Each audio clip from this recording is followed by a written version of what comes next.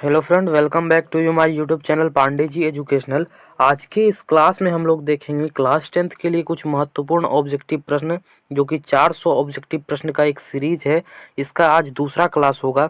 इसके पहले क्लास में हम लोग 20 तक के ऑब्जेक्टिव को देख चुके हैं। तो आज के इस क्लास में हम लोग 21 नंबर से स्टार्ट करेंगे। तो आप लोग हमारे साथ अंत तक बने रहें, और चैनल पर पहली बार है तो चैनल को सब्सक्राइब करके वीडियो को लाइक कर दें, पास भी शेयर करें ताकि वो भी देख सकें। देखिए, आज का मोटिवेशन क्या है कि हो गया आगाज रण का, अब युद्ध की तैयारी है, जीत उसी की होगी जिसकी संघर्ष अभी भी जारी है। इसलिए आप लोग मेहनत करते रहिए और इस सीरीज़ में जुड़ जाइए, और एक एक क्वेश्चन आपके लिए इम्पोर्टेंट है तो इसको देखते रहिए, और जो नहीं आता है उसको लिख करके कॉपी पर याद करते रहिए। तो देखिए, पहला क्वेश्चन क्या है कि मेंटल ने अपने अनुवांशिकी प्रयोग हेतु किस पौधे का उपयोग किया था। ऑप्शन ए है गुलाब, बी है आम, और सी है मटर, और डी है आलू।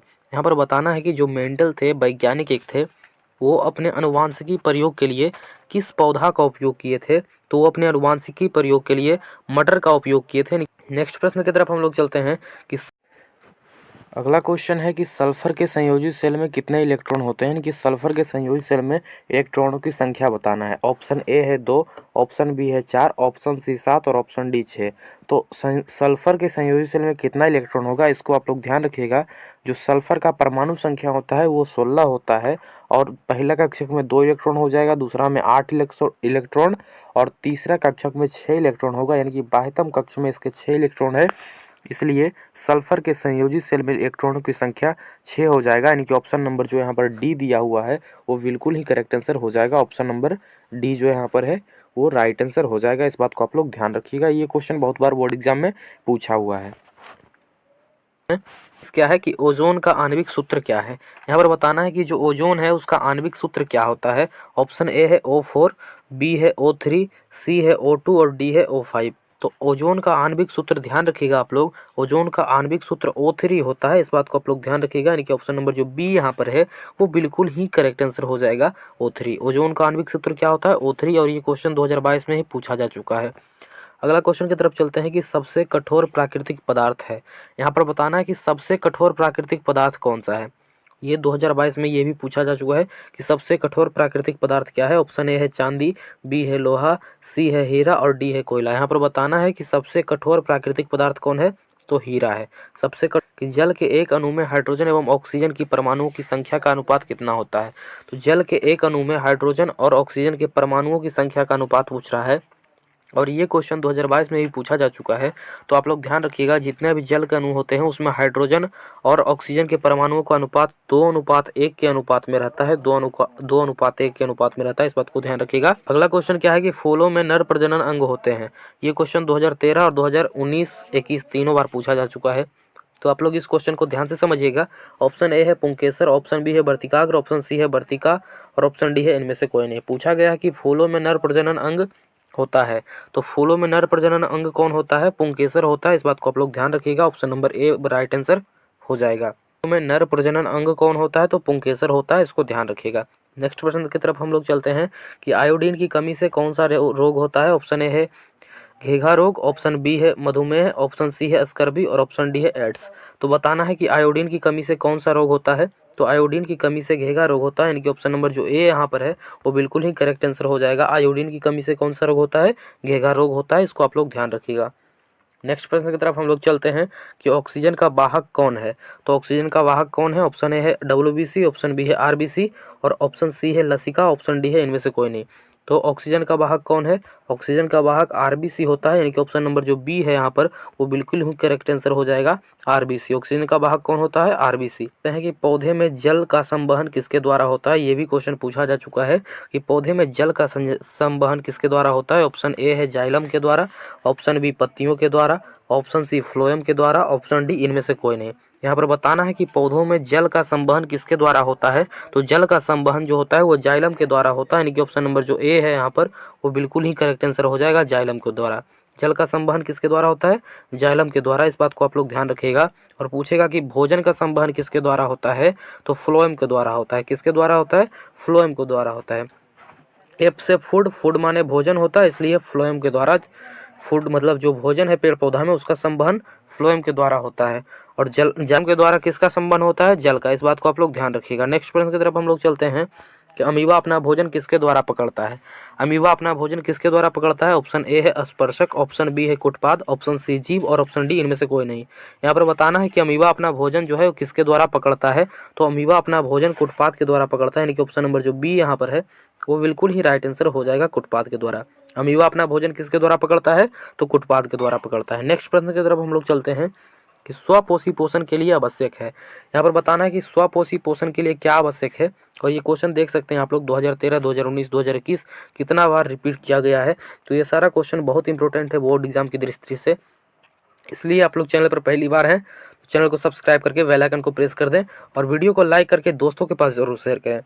ऑप्शन ए है कार्बन डाइऑक्साइड, ऑप्शन बी है क्लोरोफिल, ऑप्शन सी है सूर्य का प्रकाश और ऑप्शन डी है सभी। तो स्वपोषी पोषण के लिए क्या जरूरी है? स्वपोषी पोषण के लिए इन सभी चीज़ों का आवश्यकता है, इनके ऑप्शन नंबर जो डी यहाँ पर होगा वो बिल्कुल ही करेक्ट आंसर हो जाएगा, इनमें से सभी। स्वपोषी पोषण के लिए क्या आवश्यक है? तो कार्बन डाइऑक्साइड भी आवश्यक है, क्लोरोफिल भी आवश्यक है और सूर्य का प्रकाश भी आवश्यक है। इस बात को आप लोग ध्यान रखिएगा, ऑप्शन नंबर डी यहाँ पर करेक्ट आंसर हो जाएगा। नेक्स्ट क्वेश्चन है कि दही में किस प्रकार का अम्ल पाया जाता है? यहाँ पर बताना है कि दही में किस प्रकार का अम्ल पाया जाता है। तो दही में लैक्टिक अम्ल पाया जाता है, यानी कि ऑप्शन नंबर जो सी है वो बिल्कुल ही करेक्ट आंसर हो जाएगा। दही में कौन सा अम्ल पाया जाता है?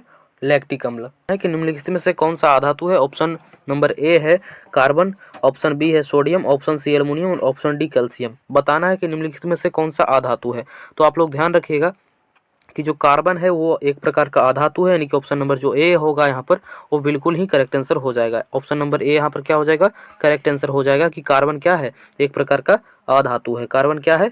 अधातु है। इसको आप लोग ध्यान रखिएगा। नेक्स्ट प्रश्न की तरफ हम लोग बढ़ते हैं कि दांतों को साफ करने के लिए दंत मंजन का इस्तेमाल किया जाता है। दांतों को साफ करने के लिए दंत मंजन या फिर टूथपेस्ट का प्रायः इस्तेमाल होता है और जो किस प्रकार का होता है, जिसका प्रकृति कैसा होता है यहाँ पर यह बताना है। ऑप्शन ए है क्षारीय, ऑप्शन बी अम्लीय, ऑप्शन सी लवण युक्त और ऑप्शन डी इनमें से कोई नहीं। तो दांतों को साफ करने के लिए जो टूथपेस्ट का इस्तेमाल किया जाता है वो क्षारीय प्रकृति का होता है, यानी कि ऑप्शन नंबर जो ए है वो बिल्कुल ही करेक्ट आंसर हो जाएगा। दांतों को साफ करने के लिए दंत मंजन का इस्तेमाल किया जाता है, वो कैसा होता है? तो वो क्षारीय होता है, यानी कि ऑप्शन नंबर जो यहाँ पर ए है वो बिल्कुल ही राइट आंसर हो जाएगा। इसको आप लोग ध्यान रखिएगा और ये क्वेश्चन बहुत इंपॉर्टेंट है। 2019 और 2020 दोनों बार ये क्वेश्चन पूछा गया है। नेक्स्ट प्रश्न की तरफ हम लोग बढ़ते हैं कि कोई विलयन लाल लिटमस को नीला कर देता है। कोई विलयन है जो कि लाल लिटमस पत्र को नीला कर देता है, तो इसका पीएच संभवतः क्या होगा? यहाँ पर बताना है कि कोई जो विलयन है वो लाल लिटमस पत्र को क्या कर देता है? नीला कर देता है, तो उसका पीएच मान क्या होगा? ये क्वेश्चन 2012 और 2013 दोनों बार पूछा जा चुका है। ऑप्शन ए है कि 1, ऑप्शन बी है 4, ऑप्शन सी है 5 और ऑप्शन डी है 10। यहाँ पर बताना है कि कोई विलयन है जो कि लाल लिटमस पत्र को नीला कर रहा है, तो उसका पीएच मान कितना होगा? तो पहला बात आप लोग ध्यान रखिएगा कि कोई जो विलयन रहेगा वो लाल लिटमस पत्र को कब नीला करेगा? जब वो विलयन क्षारीय होगा। और क्षारीय विलयन का पीएच मान कितना होता है? तो 7 से अधिक होता है। तो ऑप्शन में 7 से अधिक कौन है?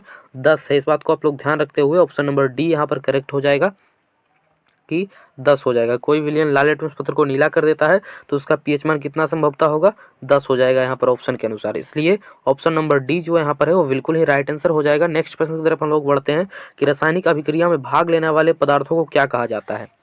ये क्वेश्चन पूछा जा चुका है, बहुत बार बोर्ड एग्जाम में पूछा गया है कि रासायनिक अभिक्रिया में भाग लेने वाले पदार्थों को क्या कहा जाता है। ऑप्शन ए है अभिकारक, ऑप्शन बी है प्रतिफल, ऑप्शन सी है अभिकारक एवं प्रतिफल दोनों और ऑप्शन डी है इनमें से कोई नहीं। तो रासायनिक अभिक्रिया में जो पदार्थ भाग लेते हैं उनको अभिकारक कहा जाता है। इस बात को आप लोग ध्यान रखिएगा, यानी कि ऑप्शन नंबर जो ए है यहाँ पर वो बिल्कुल ही करेक्ट आंसर हो जाएगा। क्या कहा जाता है? अभिकारक कहा जाता है। क्या कहा जाता है? अभिकारक कहा जाता है। क्लास अच्छा लग रहा हो तो इसको लाइक करके दोस्तों के पास जरूर शेयर करें और चैनल पर पहली बार है तो चैनल को सब्सक्राइब भी कर लें। नेक्स्ट प्रश्न है कि निकट दृष्टि दोष में किस लेंस का प्रयोग होता है। तो निकट दृष्टि दोष में अवतल लेंस का प्रयोग होता है, यानी कि ऑप्शन नंबर जो यहाँ पर बी है वो बिल्कुल ही करेक्ट आंसर हो जाएगा। निकट दृष्टि दोष में कौन लेंस का प्रयोग किया जाता है? अवतल लेंस का प्रयोग किया जाता है। निकट दृष्टि दोष में किस लेंस का उपयोग किया जाता है? तो अवतल लेंस का उपयोग किया जाता है। और ये क्वेश्चन को आप लोग देख सकते हैं 2011, 2016, 2020 तीनों बार पूछा गया है, तो ये क्वेश्चन बहुत इंपॉर्टेंट हो जाता है बोर्ड एग्जाम की दृष्टि से। नेक्स्ट प्रश्न की तरफ हम लोग बढ़ते हैं कि प्रकाश की किरणें गमन करती है। यहाँ पर बताना है कि प्रकाश की किरणें गमन करती है किससे, कैसे गमन करती है। ऑप्शन नंबर ए है सीधी रेखा में, ऑप्शन बी है टेढ़ी रेखा में, ऑप्शन सी है किसी भी दिशा में और ऑप्शन डी है उपयुक्त सभी। तो प्रकाश की जो किरण होती है वो सीधी रेखा में गमन करती है, यानी कि ऑप्शन नंबर जो ए है यहाँ पर वो बिल्कुल ही राइट आंसर हो जाएगा। प्रकाश की किरण कैसे गमन करती है? सीधी रेखा में, यानी कि ऑप्शन नंबर जो ए है वहाँ पर बिल्कुल ही सही हो जाएगा। और ये क्वेश्चन भी बहुत बार पूछा जा चुका है। इस 400 क्वेश्चन के अंतर्गत आप लोग को वे सारे क्वेश्चन कराए जाएंगे जो कि बोर्ड एग्जाम की दृष्टि से बहुत महत्वपूर्ण है। तो आप लोग हमारे साथ जुड़े रहें अंत तक और ये सारे प्रश्न को आप लोग देखते रहें। इस पूरे सीरीज से 400 क्वेश्चन के बाहर से एक भी आपका ऑब्जेक्टिव नहीं आएगा कि निम्नलिखित में से किस लेंस को अभिसारी लेंस कहा जाता है। तो अभिसारी लेंस किसको कहा जाता है? उत्तल लेंस को अभिसारी लेंस कहा जाता है। ऑप्शन नंबर ए यहाँ पर क्या हो जाएगा? करेक्ट आंसर हो जाएगा। उत्तल लेंस को कौन सा लेंस कहा जाता है? अभिसारी लेंस कहा जाता है। उत्तल लेंस को कौन सा लेंस कहा जाता है? अभिसारी लेंस कहा जाता है। अभिसारी लेंस किसको कहा जाता है? उत्तल लेंस को। दाढ़ी बनाने के लिए किस दर्पण का उपयोग किया जाता है? और ये क्वेश्चन 2015, 2016, 2021 तीनों बार पूछा जा चुका है कि दाढ़ी बनाने के लिए किस दर्पण का प्रयोग किया जाता है। तो दाढ़ी बनाने के लिए अवतल दर्पण का प्रयोग किया जाता है, यानी कि ऑप्शन नंबर जो बी यहाँ पर है वो बिल्कुल ही करेक्ट आंसर हो जाएगा। दाढ़ी बनाने के लिए किस दर्पण का उपयोग किया जाता है? तो अवतल दर्पण का उपयोग किया जाता है। इस बात को आप लोग ध्यान रखिएगा। अगर पहली बार है तो चैनल को सब्सक्राइब करके बेल आइकन को प्रेस कर दे और दोस्तों के पास जरूर शेयर करें। धन्यवाद।